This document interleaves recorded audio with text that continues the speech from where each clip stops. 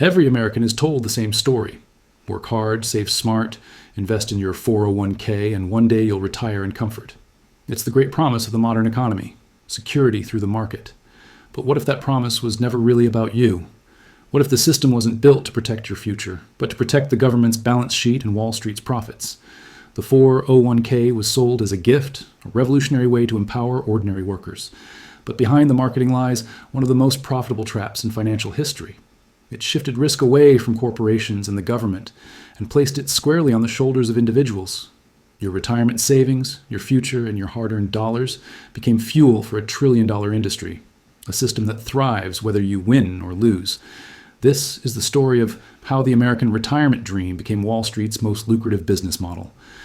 For most of American history, retirement was a collective promise, not a personal gamble. In the mid-20th century, corporations offered defined benefit pensions, guaranteed monthly payments for life. You worked 30 years for a company, and that company promised to take care of you afterward. These pensions were expensive for employers, but they created loyalty and stability. They were also predictable. Companies contributed to large pooled funds managed conservatively for long-term growth. Workers didn't have to become investors. They just had to work. By the 1960s, nearly half of all private sector workers had a pension. Retirement wasn't a dream. It was an expectation. Then something changed. Inflation soared, globalization hit, and corporate profits began to shrink. Maintaining guaranteed pensions became too costly. Companies wanted a way out, and Wall Street was ready to help. The 401k wasn't born as a grand retirement innovation. It began as a tax loophole. In 1978, Congress passed the Revenue Act, which included a small section, Section 401 Kedai, allowing employees to defer taxation on part of their income if it was placed into certain savings plans. It was a technical rule designed for executives to shelter bonuses. But a clever benefits consultant named Ted Benna noticed something bigger. What if ordinary workers could use this same rule to save for retirement? He pitched the idea to his company, and by 1980, the first 401k plan was born. At first, it looked like a miracle.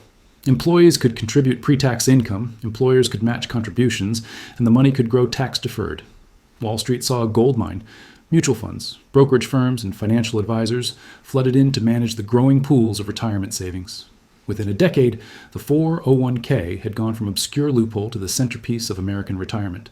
By 1990, millions of workers had accounts. By 2000, corporate pensions were disappearing, replaced by individual 401ks. The retirement burden had shifted, quietly, completely. The 401k was sold as freedom. Freedom to choose your investments, freedom to control your future. But what most people didn't see was the fine print. In a traditional pension, the employer carried the risk.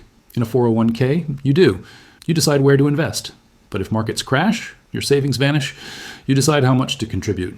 But inflation eats away at it every year. You decide when to retire. But if interest rates or the economy move against you, your plan collapses. The companies that once guaranteed your income now had zero obligation. They could replace lifelong pensions with small matching contributions and call it generosity. In 1983, 62% of private sector workers had pensions. By 2020, that number fell below 15%. Meanwhile, 401k assets exploded to more than $7 trillion, managed by Wall Street firms charging annual fees for doing virtually nothing. The result? A massive transfer of risk from corporations to individuals, and a massive transfer of wealth from workers to financial institutions. Every dollar you put into your 401k is a dollar that flows into Wall Street. Mutual funds, index funds, ETFs, target date funds, all managed by the same handful of financial giants: Vanguard, BlackRock, Fidelity, and State Street. They charge management fees, small percentages that seem harmless, 0.5%, 1%, maybe 1.5%. But over decades, those fees compound like parasites. If you invest $500 a month for 35 years and earn 7% annually, you'll have about $850,000. But if your fund charges just a 1% fee, you'll lose nearly $200,000 in lifetime earnings.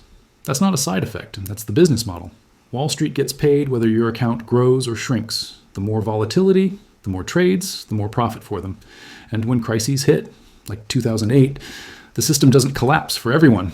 Workers lose half their savings, but fund managers still collect fees on whatever's left. It's a beautiful scheme. For them. For you, it's a lifetime gamble you were forced to play. The 401k was marketed as a tax advantage. Contribute pre-tax now, pay less later. But here's the problem. Later, you might be paying more. When you withdraw your money in retirement, it's taxed as ordinary income, not capital gains. And unlike old pension systems, 401k withdrawals are mandatory after a certain age. You can't just let the money sit. For decades, the government encouraged workers to stuff money into tax-deferred accounts, promising that tax rates would be lower in retirement. But as debt has exploded, those future tax rates are almost guaranteed to rise. Your tax advantage might turn into a tax time bomb. Even worse, the government's true incentive wasn't to help savers, it was to delay taxation.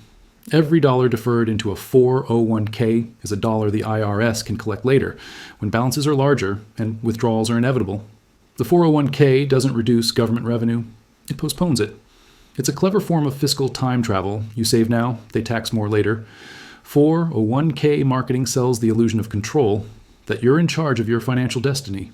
But in reality, the system is built to control you. You can't access your money until you're nearly 60 without paying heavy penalties. You can't time your withdrawals easily. You can't stop market crashes, inflation, or fee structures designed to bleed you slowly. Try to pull out early, and you'll face a 10% penalty plus income tax. That's not flexibility. That's imprisonment. Meanwhile, the financial institutions managing your money can lend your assets, invest them in derivatives, or even influence corporate governance through your shares, all while you take the risk. And here's the cruelest twist. Most Americans don't even know how much they're paying in fees. Surveys show that over 70% of 401k participants believe they pay no fees at all. In truth, they're losing thousands every year to hidden expense ratios, administrative charges, and fund costs buried deep in disclosure documents no one reads. You're told you're the investor, but you're really the product. The US government didn't just allow this system, it built it. Why? Because the 401k quietly solved two major political problems. First, it relieved corporations of pension obligations without public backlash. Second, it created a new stream of taxable assets under government control. 401k plans now hold over $7 trillion in assets. That's $7 trillion of future taxable income the government can count on. And because most Americans can't withdraw until retirement, that money is effectively locked, a captive pool of capital. During financial crises, that capital becomes a backstop for the system. And when markets crash, 401k investors are told to stay the course, not because it's best for them, but because it stabilizes the market for everyone else.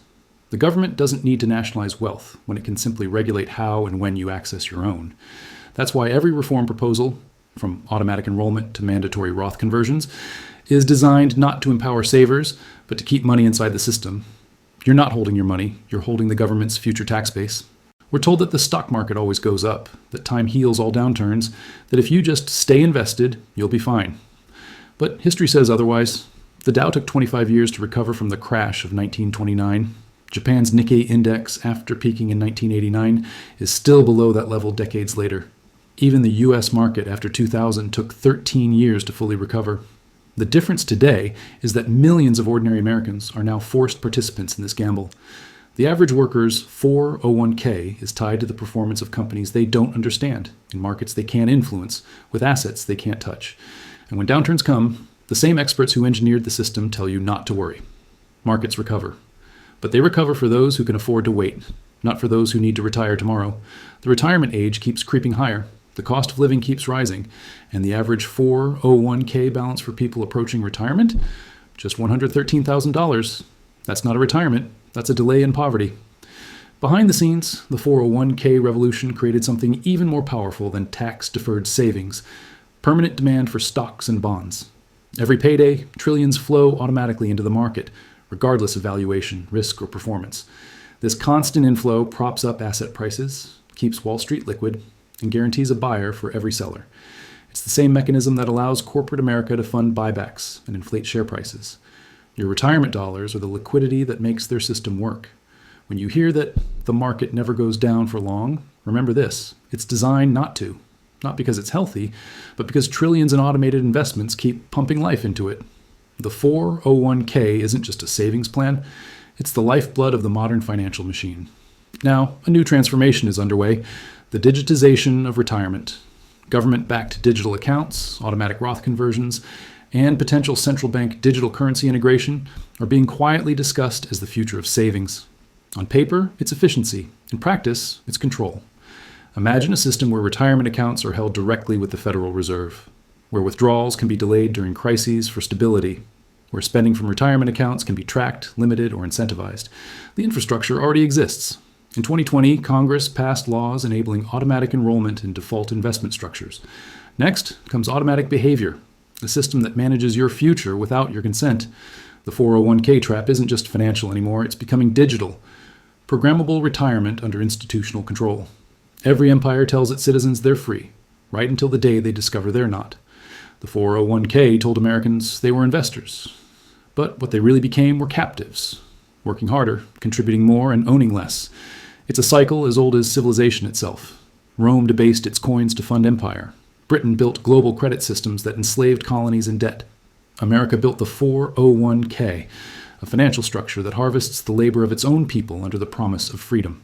The pattern is the same. The system takes real value, your time, your labor, your savings, and replaces it with promises. And when those promises break, it blames you for not planning better. But the truth is simple. The 401k was never designed to secure your retirement. It was designed to secure theirs. The first step to escaping a trap is seeing it, understanding that your 401k isn't a gift, it's a cage, that your freedom doesn't come from tax codes or investment options. It comes from independence. Real wealth isn't digits in a mutual fund. It's assets you control. Land, skills, businesses, resources, cash flow that doesn't vanish in a market crash. You can't beat the system by playing its game.